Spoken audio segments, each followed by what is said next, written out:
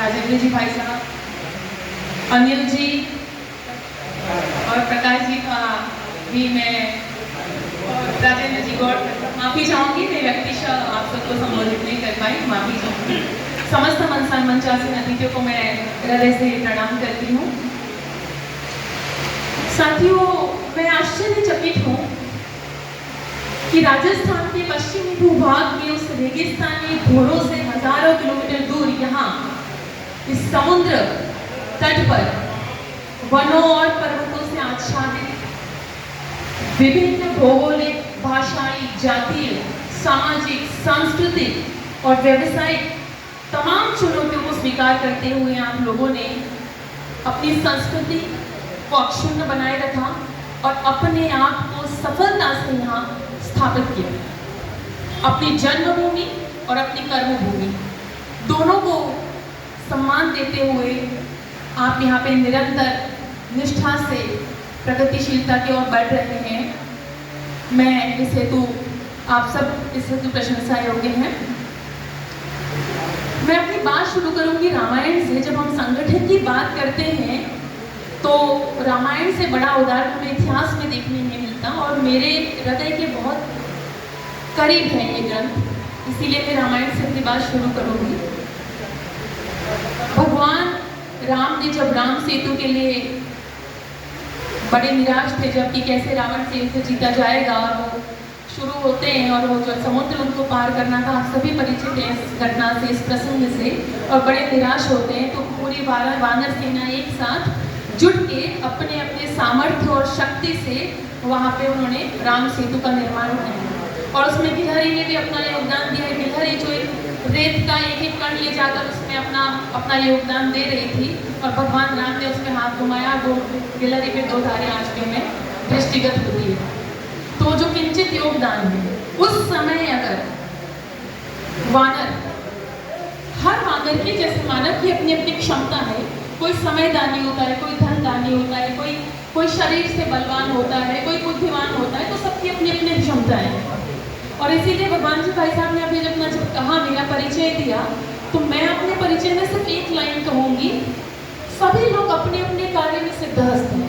आप सभी किसी न किसी स्किल में आपकी सिद्धहस्त है और हमारा ठीक है लेखन में और हमारा ज्ञान में। या मैं अपना परिचय सिर्फ एक शब्द में कहूँगी कि मैं गायत्री साधक हूँ और 4 वर्ष की उम्र से मैं गायत्री साधना में रत हूँ और ये जितनी भी ऊर्जा है या जितने भी मेरे स्रोत है वो कभी न कभी गायत्री माता से, वहीं से ये ऊर्जा लेकर मैं कोशिश करती हूँ कि मैं अपने समाज में इसको विकसित करूँ।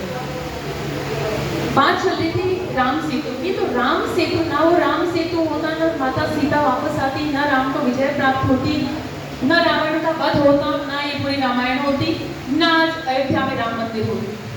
तो इतिहास में ये बातें दर्ज होंगी। आज जिस संगठन की हम बात कर रहे हैं, बहुत सौभाग्यशाली है हम लोग कि हमें सुशील जी भाई साहब जैसा, सुशील जी सर जैसा हमें एक नेतृत्व करता, एक मुखिया ऐसा मिला जिसने संपूर्ण समाज को, और वो भी ब्राह्मण समाज को, एक साथ एक करने का बीड़ा उठाया, अपने तन मन धन से अपना सर्वस्व अर्पित करके, समाज को समर्पित करके उन्होंने ये कार्य हाथ में लिया।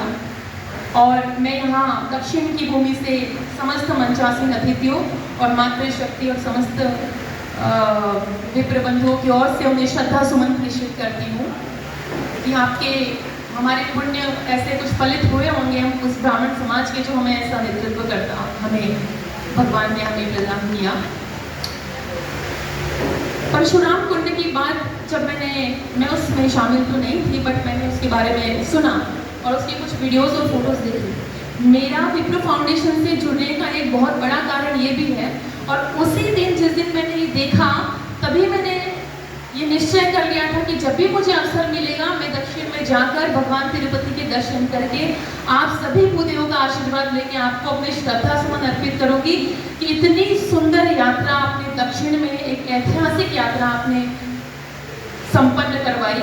ये यहाँ की एकता का बहुत बड़ा उदाहरण है। लेकिन जब हम संगठन की बात करते हैं तो आज कहीं ना कहीं अभी सर ने एक बात बोली है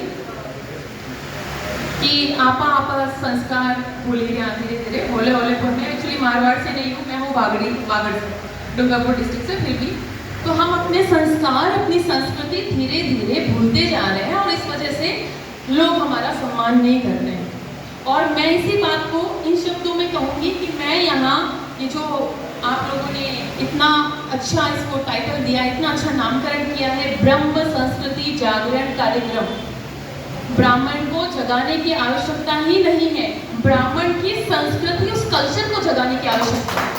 ब्राह्मण जागा हुआ है, लेकिन वो जो कल्चर है, वो जो संस्कृति है, वो अभी सुषुप्तावस्था में। ऐसा नहीं है कि है नहीं, हर व्यक्ति के अंदर वही भगवान परशुराम विराजमान है। बट उस संस्कृति को, उस कल्चर को, हमारी संस्कृति को युवा साथियों से खासकर मैं आग्रह करूंगी, क्योंकि मैं जितने भी प्रोग्राम अब तक अटेंड किए हैं मैंने विप्रो फाउंडेशन के, मैं देखती हूँ युवा लोग हमें बहुत कम, युवा साथी बहुत कम देखने मिलते हैं। और जब मैं पूछती हूँ तो मुझे जवाब मिलता है कि युवा लोग तो आजकल सामाजिक प्रोग्रामों में भी अटेंड नहीं करते, तो फिर ये फाउंडेशन और परशुराम भगवान की तो बहुत दूर की बात है। साथियों, मैं दावे के साथ आपको कह सकती हूँ, जितना मेरा अनुभव है, मैं कोई बहुत आपसे बड़ी नहीं हूँ, मेरा जितना भी जीवन काल है और जितना भी मेरा अनुभव है, ये डिग्रियाँ जितनी भी हैं, मैं वो कागज़ का टुकड़ा मात्र है। ये डिग्रियाँ आपको कहीं नहीं पहुँचा सकती। आज ये भगवान परशुराम की पुस्तक मैंने लिखी है, भगवान परशुराम ने लिखवाई है, माफ़ी चाहूँगी, ये माता जी की कृपा से, मैंने नहीं लिखी। तो ये जो पुस्तक आपके सामने है, दिल्ली में बैठे मेरे student, Punjabi student, Punjabi culture है उनका, कनाडा जाना है उनको नौकरी करने के लिए, वो आज इस पुस्तक को पढ़ रहे हैं, भगवान परशुराम को।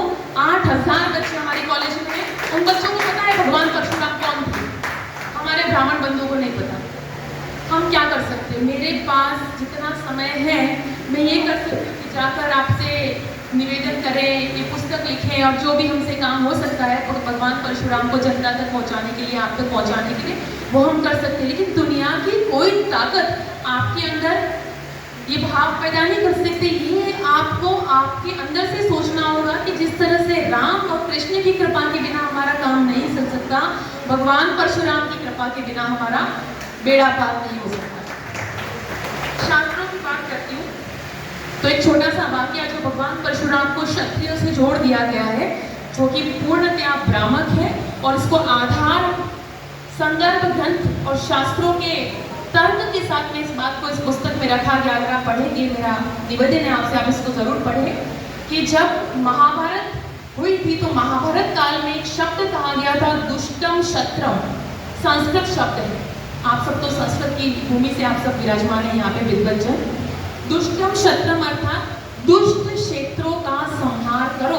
शत्रम अर्थात क्षत्रिय नहीं है, दुष्ट क्षेत्रों का संहार करो। जाओ परशुराम, और जो दुष्ट क्षेत्र है, दुष्ट राज्य है, उनका संहार करो। यही प्रसंग श्रीमद् भागवत में एक बार फिर हमें देखने को मिलता है, जहाँ पे भगवान शिव परशुराम को आदेश देते हैं, दुष्टम शत्रम, कि जाओ परशुराम, दुष्ट राज्यों का विनाश करो, समूल समाप्त करो। और इसी को आशीर्वाद स्वरूप, आदेश स्वरूप समझ के भगवान परशुराम ने जाकर जो क्षत्रिय दुष्ट राज्य थे, जो आतताई थे, हेय वंश, बस उस वंश का समूल विनाश किया था। समस्त क्षत्रियों का विनाश से परशुराम भगवान का कोई लेना देना नहीं है। तो ये बात हमें समझनी होगी। और इस शत्रम शब्द को भविष्य में किसी ने इस पे शोध करने की आवश्यकता महसूस नहीं की, और तथाकथित हमारे बुद्धिजीवियों ने इसको आने वाले ग्रंथों में या पुस्तकों में या किसी तरह के व्याख्यानों में इसको क्षत्रिय से जोड़ दिया गया, और वो शत्रम शब्द हिंदी में क्षत्रिय समझकर आज तक दुष्ट क्षत्रियों का संहार करो से प्रचलित हो गया और अब तक चल रहा है। लेकिन इसका खंडन करने की जिम्मेदारी हमारी है। अगर हम ये बात नहीं जन जन तक पहुँचाएंगे तो इस बात पे कौन विश्वास करेगा? तो हमें आधार लेकर इस ग्रंथ में ये सारी चीज़ें मौजूद हैं, आप इसको ज़रूर पढ़ें। मैं आपसे निवेदन करूँगी कि आप इसको पढ़ें। दूसरा, भगवान परशुराम के संबंध में एक बात कहना चाहूँगी कि हम जब भगवान परशुराम की बात करते हैं तो शस्त्र और शास्त्र दो चीज़ों की बात करते हैं। इसमें एक बात मैं अपनी तरफ से जोड़ना चाहती हूँ, शस्त्र और शास्त्र का आवश्यकता अनुसार प्रयोग। शस्त्र कोई भी उठा लेगा, शास्त्र ज्ञान सभी को है, बहुत बुद्धिजीवी हमारे देश में संत लोग हैं जिनको शास्त्र ज्ञान है, हमें भी है, आपको भी, सब लोगों के घर में, ब्राह्मण बंधुओं के घर में, मैं कहती हूँ सभी जाति वर्गों के घर में कोई ना कोई ग्रंथ होगा, उनको ज्ञान है। शास्त्र और शास्त्र का आवश्यकता अनुसार प्रयोग, हम वहां तो लड़ जाते हैं, शस्त्र लेकर खड़े हो जाते हैं अपने भाइयों के खिलाफ, जहाँ कोई मुद्दा नहीं होता, छोटे छोटे मुद्दों को लेकर हम लड़ भिड़ जाते हैं। लेकिन वहां हम शस्त्र नहीं उठाते जहाँ पे समाज के चिंतन की बात आती है, जहाँ पे हमें पूरे समाज के लिए सोचना है। तो शस्त्र का आवश्यकता अनुसार प्रयोग करना, विवेक से उसका इस्तेमाल करना। हमें शास्त्र का बहुत ज्ञान है। हमारे आज के युवा अपने मंचों पे बहुत कॉन्फ्रेंसेस और बहुत सेमिनार्स अटेंड करते हैं, वो जाकर वहाँ व्याख्यान देते हैं, एकदम कंफर्टेबली हजारों की तादाद में आराम से वो बोलकर आ जाते हैं। लेकिन हमें कहाँ बोलना है, हमें यहाँ इस समाज के मंच पे बोलना है, क्योंकि जो हमने समाज को लिया, समाज से लिया, अगर वो समाज को हम नहीं दिया और ये जीवन हमारा व्यर्थ चला गया, तो भगवान भी हमें, भगवान परशुराम क्या, भगवान राम भी हमें कभी माफ नहीं करेंगे। तो ये सोच, ये मानसिकता, मैंने यूएनओ में भाषण दिया जब मेरा व्याख्यान था। व्याख्यान यूएनओ की कॉन्फ्रेंस का टॉपिक था सस्टेनेबल डेवलपमेंट, सर्वांगीण विकास। मेरा विषय था सनातन धर्म। यूएनओ के सेक्रेटरी ने स्विट्जरलैंड जेनेवा से मुझे कॉल किया कि मैडम ये टॉपिक तो अध्यात्म का है, आप सनातन धर्म की बात कर रही हैं, हमारी कॉन्फ्रेंस सस्टेनेबल डेवलपमेंट पे है कि सर्वांगीण विकास, और सर्वांगीण विकास में हम बात करें आर्थिक विकास की, कैसे विकसित बना जाए, हम उसकी बात सुनना चाहते हैं। हमने कहा ठीक है, हम आपको एक एक्सट्रैक्ट भेजते हैं, इसका सार भेजते हैं, आप उसको देखिए, आपको लगे तो उसको अप्रूव कीजिए। वहाँ से फोन आया और यूएनओ से 7 दिन के अंदर वीज़ा ऑफिस से मुझे फोन आया यूएनओ से कि हमारे स्पेशल गेस्ट हैं। वीज़ा ऑफिस वालों ने दिल्ली में मुझे बुलाकर उन्होंने मेरी फीस नहीं ली और उन्होंने बोला कि आप यूएनओ के स्पेशल गेस्ट हैं, आप वहाँ जाइए। वहाँ जाने के बाद मेरा पेपर था 18 पेज का। आप सोचो 18 पेज पे ऋग्वेद पे मेरा पेपर था और पेपर का विषय था त्रिगुणात्मक प्रकृति, सतोगुण, रजोगुण और तमोगुण को कैसे संतुलित करके मानव चले। क्योंकि हम देख रहे हैं आजकल का युवा शिक्षा तो बहुत अर्जित कर रहा है, लेकिन अच्छे अच्छे ऑफिसर्स हम देखते हैं अपने जीवन को समाप्त कर लेते हैं, इतनी सी बात बर्दाश्त नहीं करती, न सहन शक्ति है, न धैर्य है, सारे गुणों का ह्रास होता जा रहा है और अपने जीवन को आप समाप्त कर रहे हैं। अगर नहीं भी समाप्त कर रहे हैं तब भी समाप्त की तरफ मुर्दा जीवन है, खुशी नहीं है, आनंद नहीं है, सुखद जीवन की कल्पनाओं में जीवन जी रहे, लेकिन वो उद्देश्य की प्राप्ति नहीं हो रही है। वहां जाकर पहले दिन मुझे ये बोला गया कि आप अपना भाषण रखिए, लेकिन यूएनओ का एक सिस्टम है, यहाँ पे सिर्फ आपको अपने व्याख्यान के लिए 6 मिनट दिए जाते हैं, सिर्फ 6 minute. I was shocked, 6 minute में आप 18 पेज के पेपर, वो भी आप बात करें ऋग्वेदा की, और वहाँ पे अधिकांश मुस्लिम और क्रिश्चियन लोग हैं। कहाँ से आप हिंदू धर्म को कहाँ शुरू करोगे और कहाँ खत्म करोगे? 6 मिनट की जब बात आई तो मैंने बोला कि मुझे 5 दिन की कॉन्फ्रेंस थी। मैंने उन्हें बोला कि सर मुझे समय दीजिए, मेरा पेपर फर्स्ट डे था, मैंने कहा 5th डे कर दीजिए, और भगवान परशुराम की कृपा है तो प्रेजेंट करेंगे, नहीं हुआ तो नहीं करेंगे। हमारे पेपर हमारे पास सुरक्षित है, हम अपने समाज में अपनी बात रखेंगे, कोई बात नहीं, हमारे लिए हमारा समाज यूएनओ से बढ़ गया है, कोई बड़ी बात नहीं, स्विट्जरलैंड फिर आ जाएंगे, समाज बड़ी चीज़ है। उस पेपर को रख लिया और भगवान परशुराम का नाम लिया, 5 दिन में अपने नोट्स लिख के पेपर प्रेजेंट किया। एंड आई वाज शॉक्ड कि भगवान परशुराम की कृपा है। 127 कंट्रीज के लोग वहाँ पे थे उपस्थित, और उन्होंने कहा कि यूएनओ के इतिहास में आज तक ऐसा नहीं हुआ, लोगों की डिमांड पे आपको 3 मिनट एक्स्ट्रा दिए जाते हैं। और मैं मन में सोच रही थी कि 3 मिनट कौन सी बड़ी बात होगी, हम हमारे समाज के बीच में जाके घंटों बोलते हैं, हमें कोई रोकने वाला नहीं होता, आपने 3 मिनट एक्स्ट्रा दे दिए, कौन से बड़े। लेकिन जब उन्होंने ये बोला कि यूएनओ के इतिहास में ऐसा कभी नहीं हुआ, आपको 3 मिनट एक्स्ट्रा देते, लोगों की डिमांड पे लोग सुनना चाहते हैं, ये बड़ी बात है। वहाँ के लोग भारतीय संस्कृति के बारे में सुनना चाहते हैं, जानना चाहते हैं, समझना चाहते हैं, लेकिन हम अपने समाज, अपनी संस्कृति से दूर होते जा रहे हैं। और हमारे ब्राह्मण ने तो हमेशा अयम नीच परोवीति करना लगू चेतसा उदार चरिता नाम तो वसुधैव कुटुंबकम, ये अपना है और ये पढ़ाया है, शूद्र बुद्धि वाले विचार करते हैं। उदार चरित्र वाले लोग तो पूरे विश्व को अपना परिवार समझते हैं, तो हम विश्व को परिवार समझना तो बात की बात है, पहले हम अपने परिवार को तो परिवार समझे। तो मैं अपने हृदय से आप लोगों को नतमस्तक होकर, मेरे अंदर बहुत भाव है, और जब भावों का उफान होता है तो आदमी को समझ नहीं आता कि क्या व्यक्त करें और क्या छोड़ें, क्योंकि हर एक बात मेरी दृष्टि से इम्पोर्टेंट है। मुझे लगता है ये भी बात रखनी चाहिए और ये बात भी रखनी चाहिए, लेकिन बात रखने का तात्पर्य तब तक है जब तक आप उसमें से, मैं कहती हूँ आप सभी ने इतने अच्छे से अपनी बात को रखा और संगठन की बात की, लेकिन जब तक उसमें से एक बात भी हमारे आश्रम में उतर गई तब तो आज इस सभा का कोई महत्व है। आप लोगों ने दिन रात जाके, आप सबके आयोजनकर्ताओं ने इतनी मदद, कोई विजयवाड़ा से आए भाई साहब, कोई कहाँ से आए, भगवान जी हैदराबाद से आए, आपने इतना अपना अथक परिश्रम, अपना समय, ऊर्जा, आज के युग में समय दान बहुत बड़ी चीज़ है और आप लोगों ने समय दान दिया। सुनने के लिए समय दान नहीं चाहिए हमें, आपने उसमें से कोई एक चीज भी ग्रहण कर ली, जीवन में अपने उतार दी और आज ये निश्चय कर लिया कि ये कार्य हमें करना है, तो मैं समझूंगी कि मेरा यहाँ आना सार्थक है, चाहे वो कोई भी। और उसमें विशेषकर 2-4 बातें मैं कहना चाहूंगी। भगवान परशुराम जागृति अभियान के लिए परशुराम ग्रंथ और घर घर परशुराम भगवान की जो मूर्ति है उसकी पूजा होनी चाहिए। आपसे करबद्ध मेरा यहाँ से निवेदन है कि आप सभी महानुभावों के घर में भगवान परशुराम की मूर्ति और ये ग्रंथ अवश्य होना चाहिए। ये मैं मान के चलती हूँ कि इस बात को आप आत्मसात करेंगे और उसी शिद्दत से आप इसको ग्रहण करेंगे जिस शिद्दत से मेरे भाव व्यक्त हो रहे हैं आप लोगों के सामने। सोसाइटी की बात करती हूँ। International society for Parshuram consciousness, 1 साल पहले इसका गठन हुआ और इसका उद्देश्य है भगवान परशुराम के पूरे भारत में या विश्व में भी जितने भगवान परशुराम के स्थल हैं, मंदिर हो या उनकी कोई मूर्ति हो, जितने भी भगवान परशुराम से जुड़े हुए स्थान हैं या जहाँ नहीं है लेकिन भगवान परशुराम ने साधना की थी या उनसे जुड़े हुए स्थान, उन सब का जीर्णोद्धार करना या नए मंदिरों का निर्माण करना। और इस हेतु सरकार से वार्ता, चूंकि मैं दिल्ली में रहती हूँ तो मेरे लिए ये थोड़ा आसान है, तो इस हेतु सरकार से वार्तालाप करना और स्टेट गवर्नमेंट से कोऑर्डिनेशन करके उनकी बात स्टेट गवर्नमेंट और सेंट्रल गवर्नमेंट से कोऑर्डिनेशन करके उसको उस दिशा में आगे पहुंचाना। अभी कुछ दिन पहले मैं महाराष्ट्र गई थी, वहाँ महाराष्ट्र से 250 किलोमीटर दूर चिपलूर नाम की एक जगह है जहाँ बहुत बड़ा विशाल परशुराम मंदिर है और उन लोगों ने मंदिर प्रबंधन कमेटी से हमारा मिलना हुआ, उन्होंने अपनी समस्याएं बताई।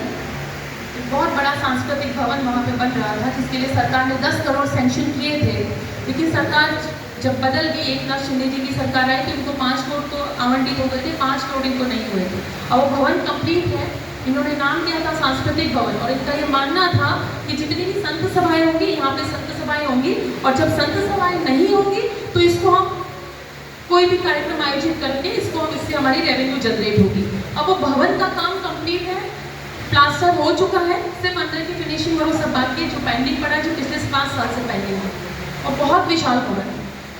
तो हमने उनसे उनकी समस्याएं ली और स्टेट गवर्नमेंट से भी बात जारी है, वहाँ के जो सीएम है, डिप्टी सीएम साहब है, उन तक हमने पत्राचार से अपनी वार्तालाप पहुँचे। या बाकी आगे भगवान परशुराम के हाथ में कि वो क्या हमसे क्या क्या करवाते हैं। तो इस सोसाइटी का मूल उद्देश्य यही है कि भगवान परशुराम के प्रति जन जन में चेतना जागृत करना। हर व्यक्ति में भगवान परशुराम है ये निश्चित है, लेकिन उसका एहसास आपको स्वयं करना होगा। मेरे कहने से ये पुस्तक आपके घर में नहीं पहुंचेगी और ना मेरे यहाँ मंच पे कहने से आपके घर में वो मूर्ति स्थापित होगी। आपके अंदर का भाव ही इस बात को करवाएगा। और ये मान के चलिए कि जब अभी 2-3 दिन पहले मेरा एक कोटेशन आया था एक पोस्टर पे शायद, कि भगवान उसी की सुनता है जो किसी की सुनता है। तो आप अगर किसी से जुड़े हुए हैं तो आप ये समझिए, अगर किसी के हित चिंतन के लिए जुड़े हुए हैं तो आप ये समझिए कि आप भगवान का ही कार्य कर रहे हैं। तो ये एक बहुत बड़ा विजन है भगवान परशुराम को लेकर जो हम चेतना जागृत करने का प्रयास कर रहे हैं। और इसमें विशेषकर मैं अपने युवा साथियों से चाहूँगी कि वो आए और इससे जुड़े, इस प्रकार से जुड़े।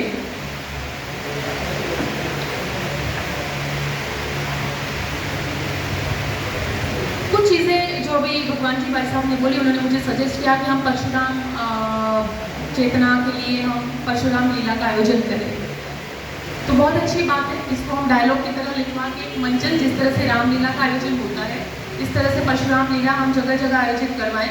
और क्योंकि जो हम देखते हैं उसका मन पे ज़्यादा प्रभाव पड़ता है तो हम ये कर सकते हैं। लेकिन जब भाई साहब ने बात की तो मैंने कहा कि इसका जिम्मा मैं दक्षिण को सौंपती हूँ, आप ही इसका एग्जीक्यूशन करो। आइडियाज़ खूब सारे हमारे पास, एग्जीक्यूशन कौन करेगा और कौन ये जिम्मा हाथ में लेता है। अब आपने बताया वहाँ पे परशुराम कुंड पे भगवान परशुराम की 54 फीट बड़ी प्रतिमा, विशाल काय प्रतिमा स्थापित होनी है, मूर्ति बन गई है। और भारत नहीं बल्कि विश्व के प्रसिद्ध मूर्तिकार नरेश कुमावत जी ने वो मूर्ति बनाई है, जिन्होंने संसद न्यू पार्लियामेंट में जिनके हाथों की बनी मूर्तियाँ आज भी स्थापित, उतने बड़े मूर्तिकार से संबंध स्थापित करना, उतना बड़ा फंड जुटाना, 13 करोड़ की लागत से वो मूर्ति बन रही है। और कैसे वो मूर्ति बनी होगी, कितनी उसमें तपस्या लगी होगी, तो आप क्या मानते हैं जिसकी तपस्या उसमें लगी होगी उसका जीवन सार्थक है, निरर्थक नहीं है उसका जीवन। तो ये जो चीज़ें मैं कहती हूँ, और वो मूर्ति पहुँच चुकी है परशुराम कुंड पे, बस वहाँ पे ये 5000 करोड़ का प्रोजेक्ट है और केंद्र सरकार ने 5000 करोड़ भगवान परशुराम की इस पूरे प्रकल्प पे आवंटित किए हैं और वहाँ पे मूर्ति पहुँच चुकी है। लैंडस्केपिंग का काम चल रहा है, जब वहाँ पे थोड़ा सा डेवलपमेंट हो जाएगा तो मूर्ति की स्थापना होगी। और हमारा पूरा प्रयास है कि हमारे देश के यशस्वी प्रधानमंत्री महोदय मोदी जी के हाथों उस मूर्ति का अनावरण होगा, ऐसा हमारा विश्वास है और ऐसा होगा। अगर विश्वास है तो होगा, क्योंकि आप देखिए शास्त्र उठा के आज तक किसी भी बुद्धिजीवी को भगवान का साक्षात्कार नहीं हुआ है। भगवान का साक्षात्कार हुआ है भाव वाले व्यक्ति को, जिसका भाव प्रबल था। केवट को साक्षात्कार हुआ, शबरी को साक्षात्कार हुआ, बहुत शास्त्रार्थ करने वाले लोग आए और चले गए, बहुत संत महात्मा। भगवान का सच्चा साक्षात्कार हुआ भाव भूमि पे, जिसको भाव का अर्पण चाहिए और किसी का नहीं। तो सच्चे भक्त की तो भगवान की तलाश होती है, क्योंकि आज के कलयुग में मिलते नहीं है। तो भाव की बात हो रही है। और संगठन का तात्पर्य किसी बौद्धिक या मानसिक रूप से जुड़ना है, ऑफिशियली या शारीरिक रूप से हमको किसी से जुड़ना, संगठन में जुड़ना नहीं है। संगठन से जुड़ने का तात्पर्य है मानसिक, बौद्धिक और भावात्मक रूप से आप उस संगठन की विचारधारा, उसके जो मूल भाव है, उसके चिंतन को आत्मसात करके बाकी लोगों तक पहुंचाने का काम करें और हित चिंतन में लग जाए। और मैं तो कहती हूँ मानसिक और बौद्धिक भी नहीं, सिर्फ भावात्मक रूप से जुड़ने की आवश्यकता है। कहीं दिमाग की जरूरत नहीं है संगठन के लिए कार्य करना को काम करने की। हमें आज तक जरूरत नहीं पड़ी अपने दिमाग की, कभी बुद्धि का कभी प्रयोग नहीं किया। भाव हुआ, हम दिल्ली से चले आए, 2 दिन पहले हमारा प्लान बना, सर से बात की और हम यहाँ चल गए। आप सभी लोग यहाँ पे बैठे, भाव से बैठे, कि सोच के कोई किसी स्वार्थ से थोड़ी बैठे, आप अपना समय दान करके यहाँ पे बैठे, बहुत बड़ी बात है। तो ये भाव से जुड़ने वाली बात है। तो आप मेरे भाव से कनेक्ट होंगे। मुझे लगता था कि पूरे भारत में जाकर सभी क्षेत्रों में जोन वाइज या जैसे भी संभव हो सके सभी अपने